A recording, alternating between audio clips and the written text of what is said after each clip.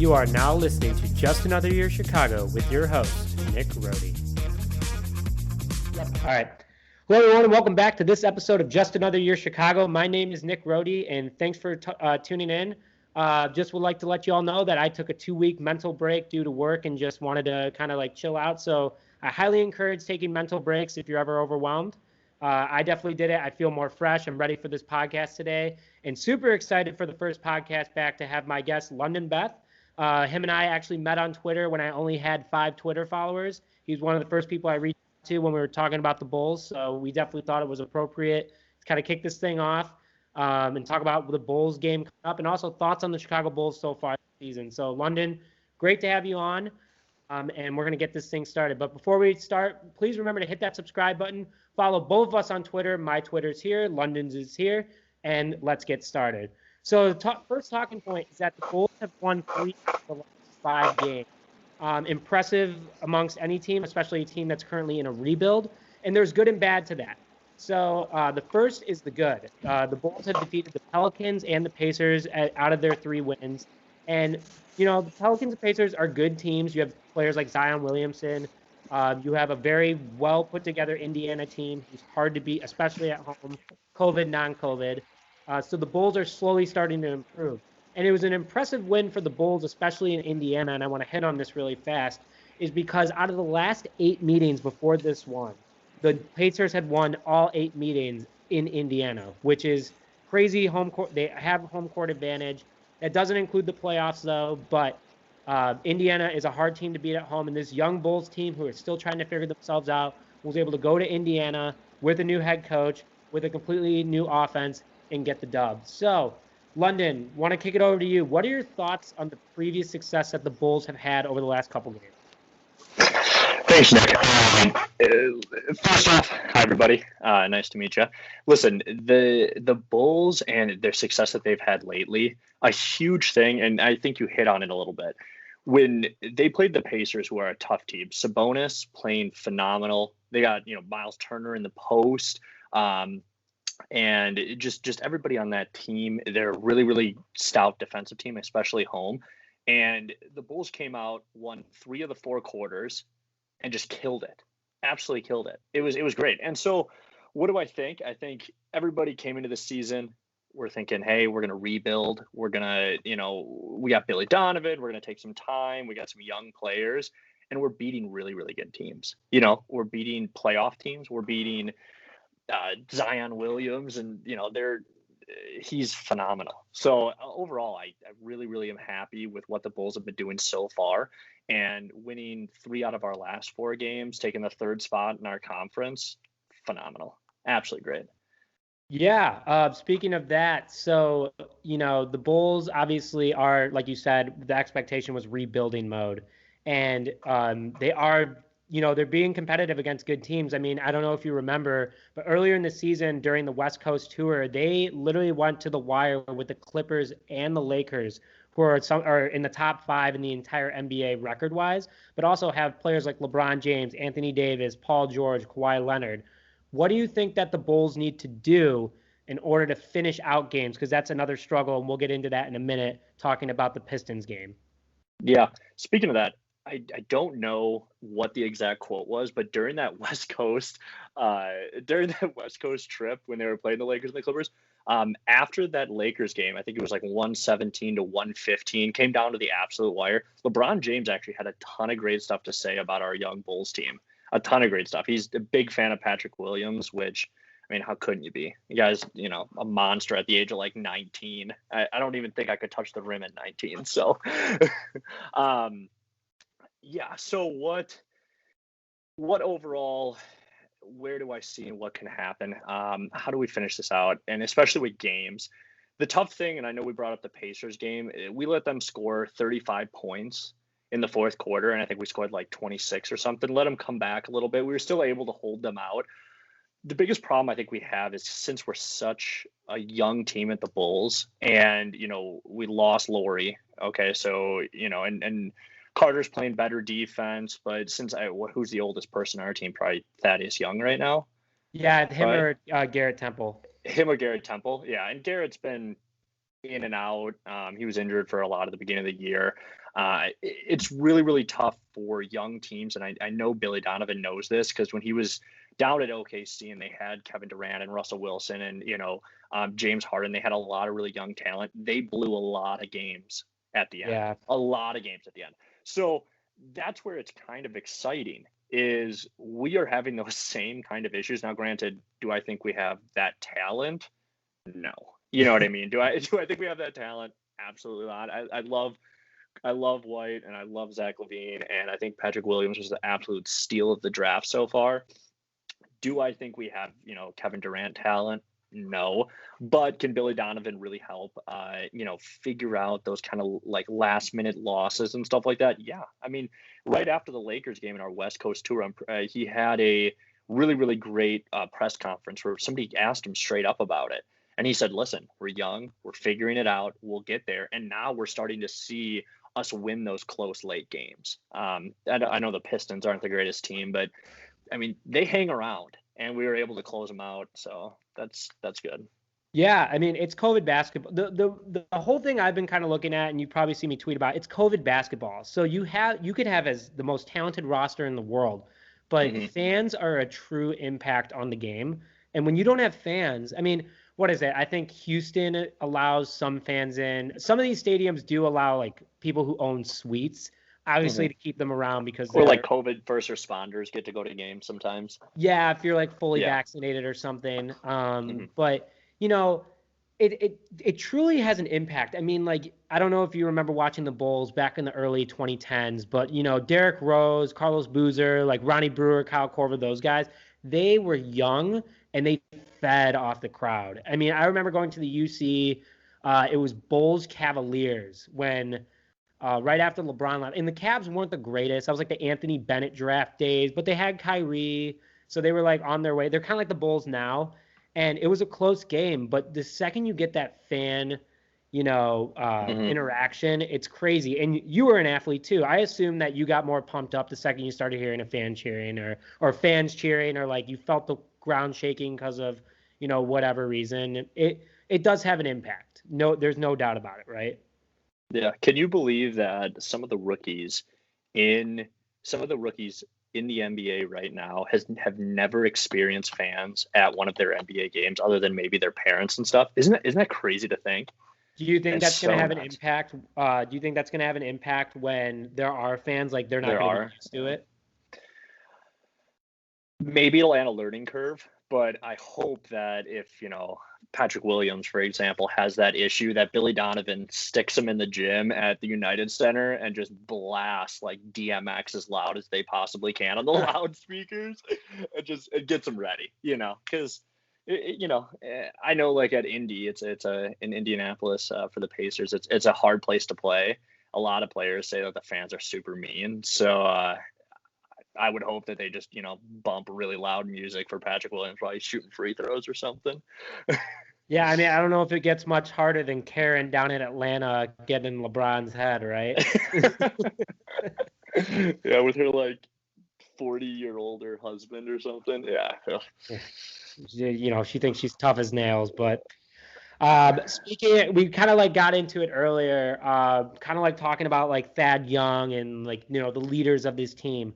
We're still on talking point number one for sure. We got a lot to go over today, but Zach LaVine, Thad Young, in my opinion, are currently the leaders of the team because you have Zach LaVine, who's just ripping up the NBA. And again, Zach does have his flaws. Like he sometimes has crucial turnovers, being that leader, misses wide open shots. But I love Zach LaVine. No, it's a learning curve. He's still 24. He's my age, and he's balling out in the NBA. And then Thad Young leads the bench, which also a lot of our young talent comes from, like Daniel Gafford, Patrick Williams, depending on the game, if Williams starts or not. But he is a great leader. I mean, they're both playing consistent, and unfortunately, consistently, in some areas are bad. But the Bulls are still almost a 500 team. They're half a game out of the final playoff spot if the playoffs were to start today. And they're doing what they have to do. Thad Young always flirts with a triple-double these days, I feel like. Zach LaVine, I believe, out of our 27 games, has had 15 with 30-plus points, which is absurd. And he joined an elite crew with Larry Bird and Steph Curry for like the best shooting 50, 40, 20 or something crazy like that. So I think they're both doing great. The consistency is great, but in some areas it's not. Who do you also think, in your opinion, if it could be those two guys, is also stepping up? Mm-hmm.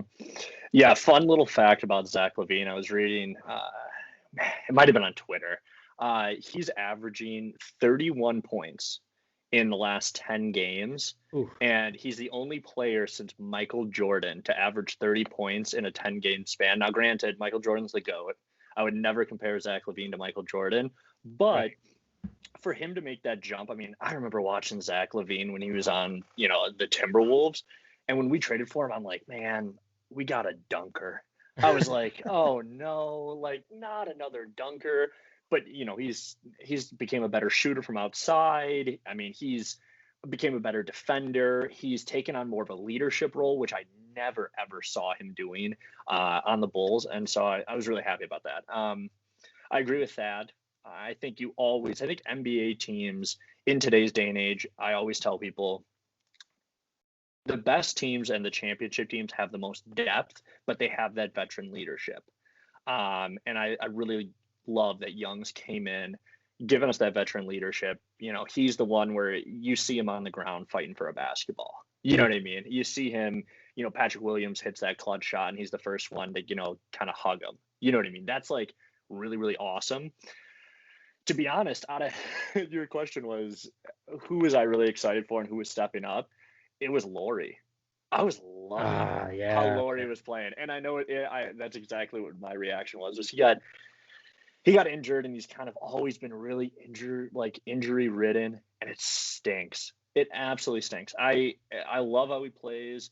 I honestly think he's better than Porzingis. I mean, and you can at me on that. I think Porzingis gets way, way overhyped. And he just can't stay healthy. And it was killing me. Like Kobe White, he struggled this year. He's really, really struggled this year, especially through that West Coast. What do you have? What do you go for 1 for 12 from the field one game? Yeah. It was, and they had to sit down. And I know Billy talked about it in a presser that, they sat him down and talked to him about that. He's just so explosive. And I think he just gets too far ahead of the game. You know what I mean? I think he tries to do too much where he should just play his game, and he's a really good slasher. He's a great, he can shoot the ball, which is really, really nice for how quick he is. Usually guys who are quick and can slash really well like he can't, spot up and, catch and shoot, and he can. So I have been happy with what he's been doing recently. And I honestly think Billy said, hey, do less, feed Zach, and feed Laurie before he got injured. And I think that's helped Kobe a lot. But yeah, Laurie was the one that I was like, oh my gosh. He went on what do you have, 30 points one game, and he was averaging a double for 6 games, and then boom, gone. And I was like, tough. Yeah, and like you kind of said earlier, he technically came over in that Minnesota trade. We used that pick to get Larry Marketing.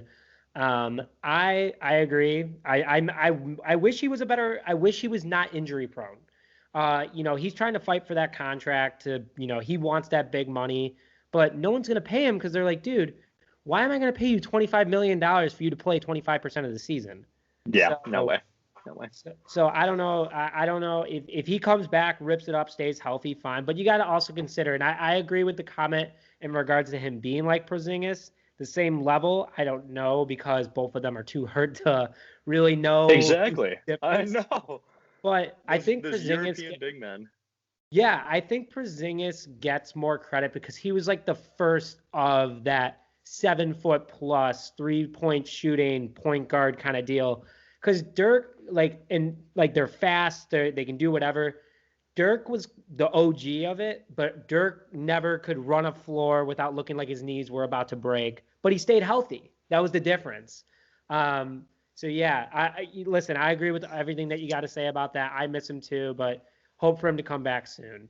Let's go into the bad a little bit really fast because we got to start getting through everything else before we get up to time. So the bad. The Bulls were down by 25 to the Detroit Pistons, who don't have or weren't playing.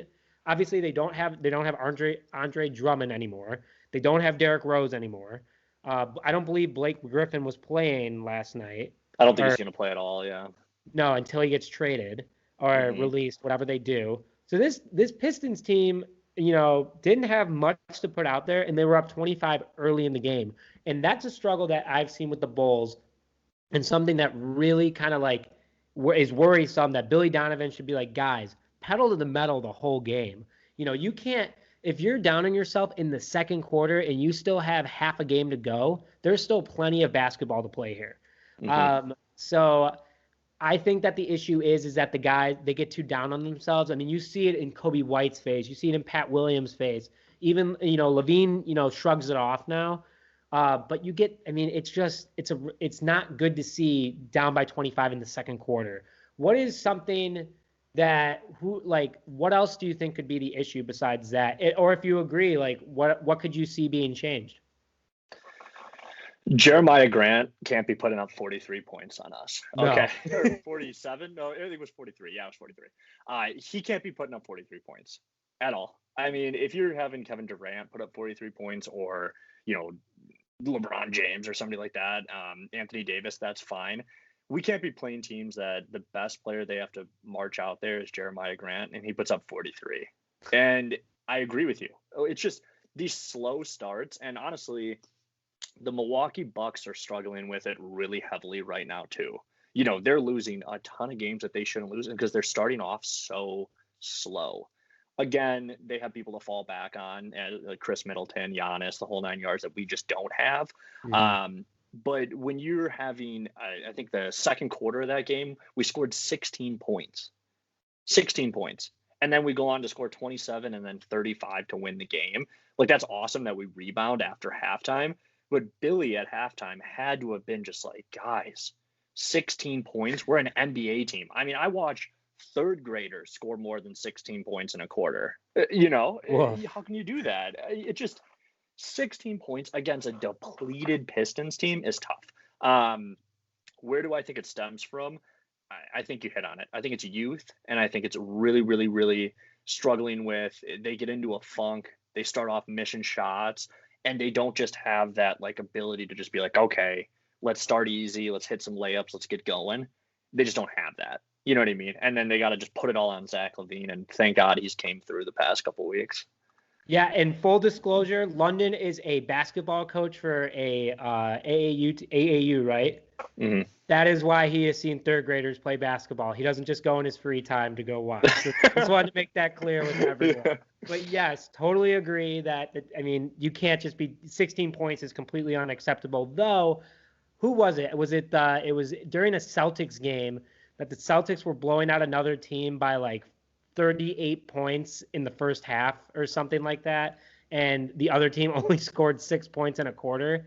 I can't remember off the top of my head. It happened this season, though, and it kind of got brushed under the rug because the NBA was like, oh, my God, what just happened? Like, how does that even happen?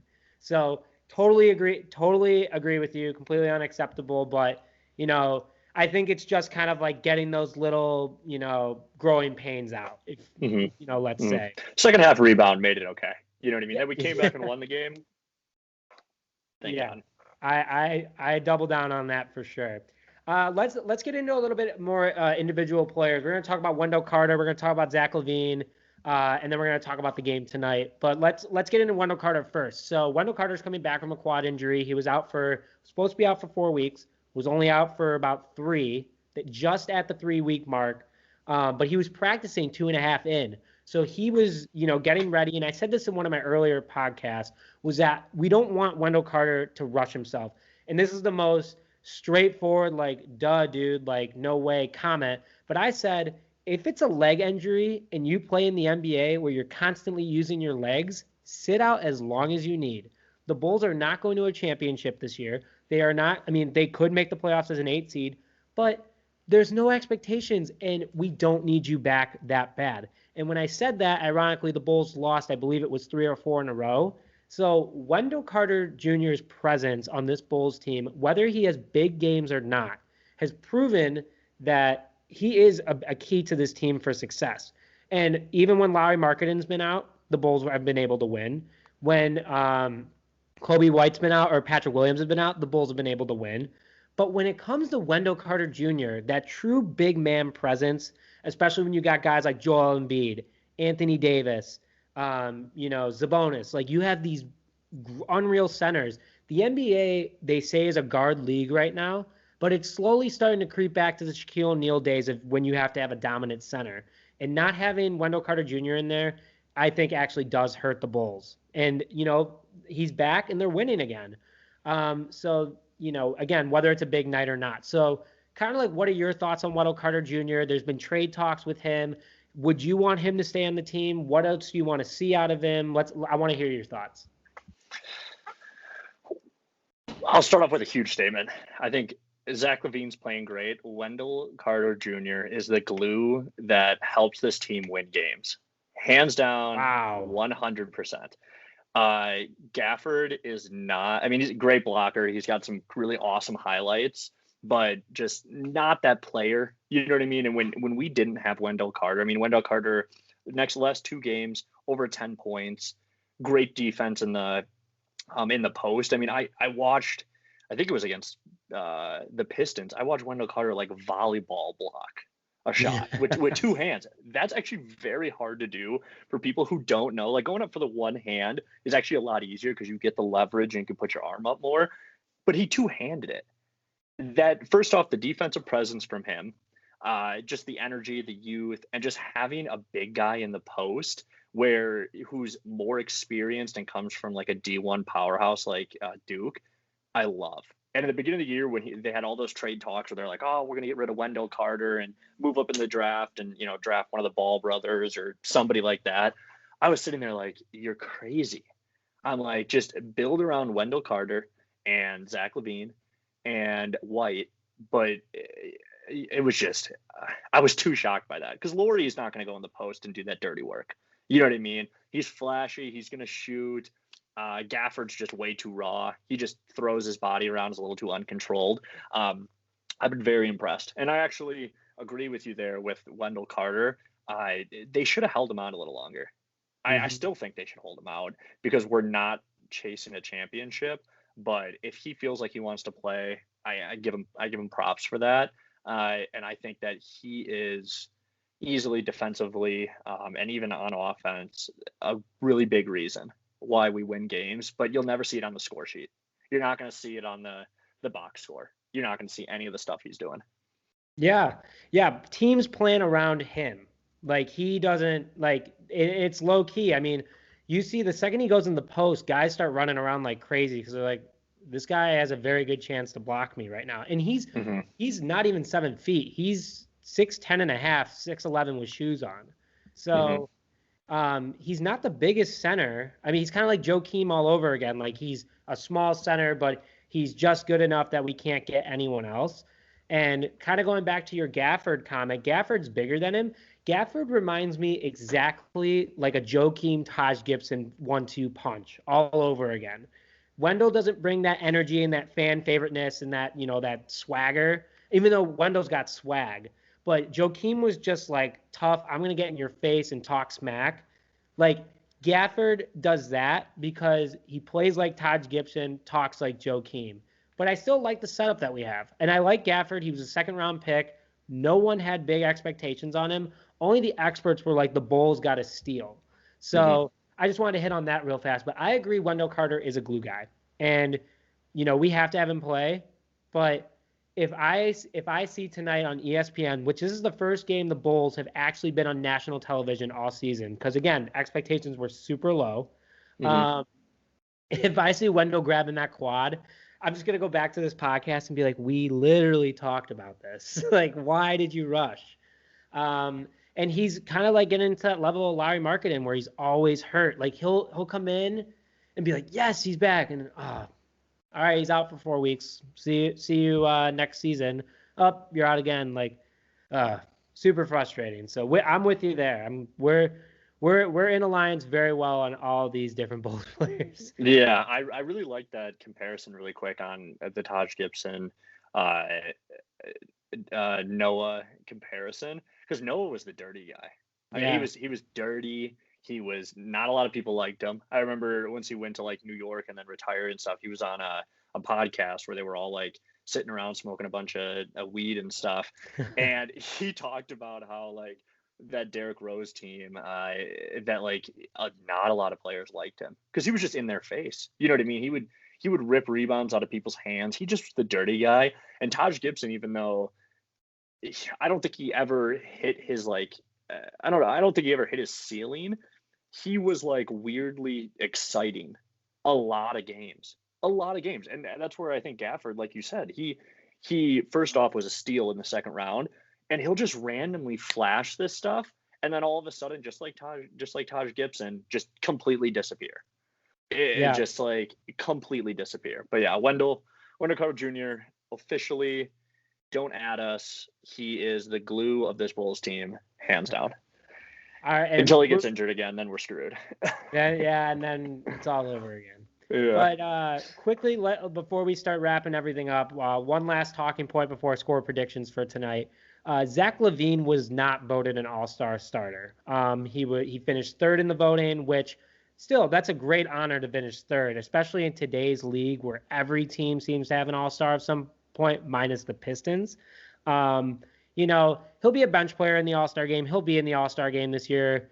99% sure of that. There's still that 1% chance that he somehow doesn't make it.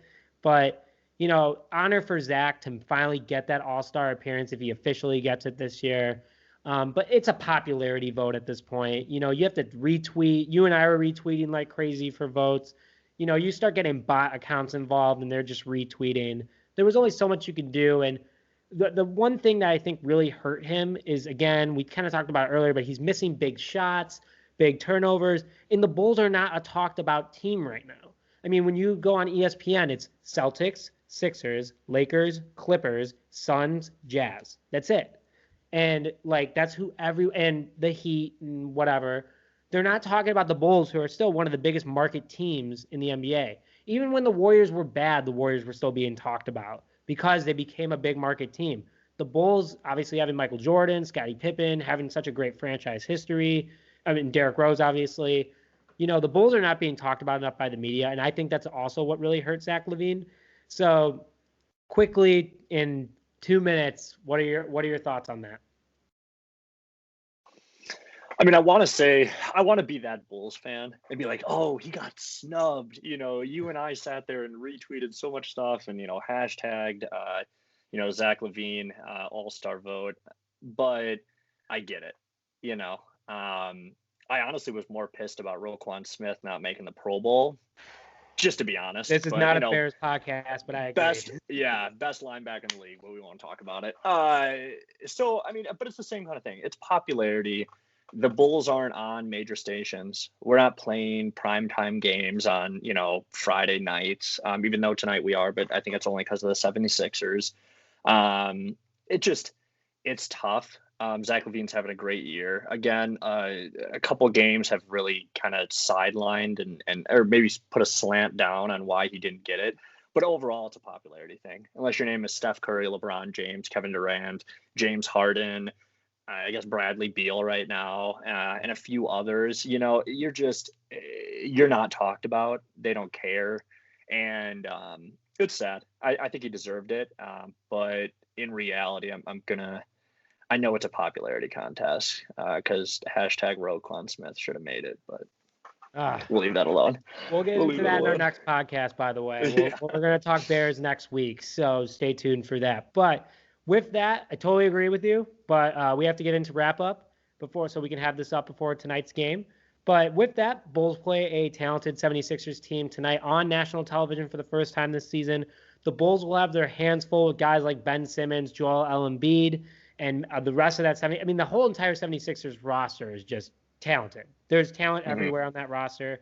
And the Bulls, and they have your guy playing tonight. Lauri Markkanen is not on the injury report, so he should be playing. Unless I totally missed something. But the only person that's on our injury report right now is Otto Porter Jr., which just in a couple words, what are your thoughts on him? Otto Porter Jr. Yeah. He can leave at any point that he wants.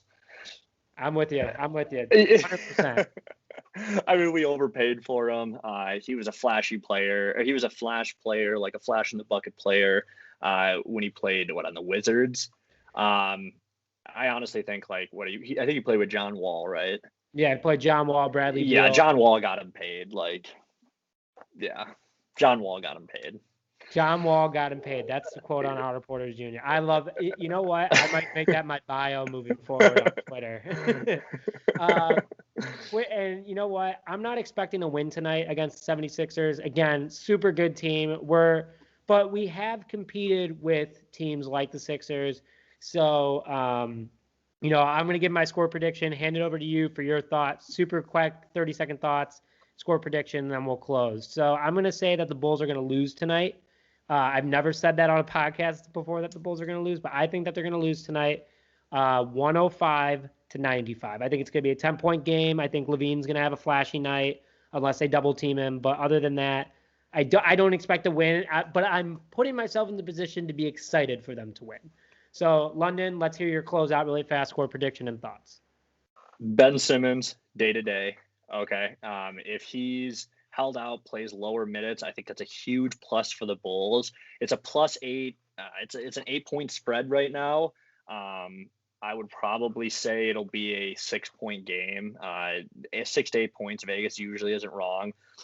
One thing, 76ers last 5 games are 3-2, kind of on a losing streak.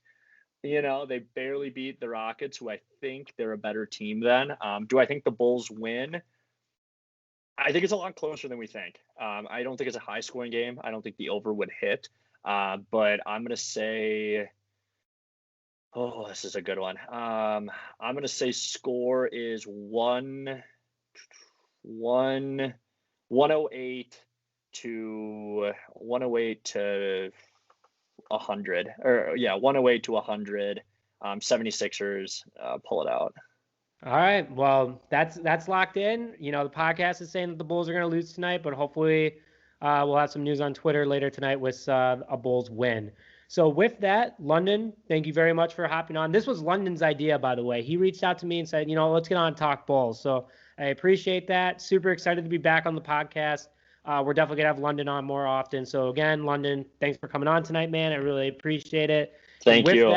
And with that, we're going to be closing out Just Another Year this episode. But my name is Nick Rohde. Again, my guest, London Beth. Both our Twitter handles are right there. And make sure to comment, subscribe, and follow us on Twitter. Thanks, guys, and have a great night.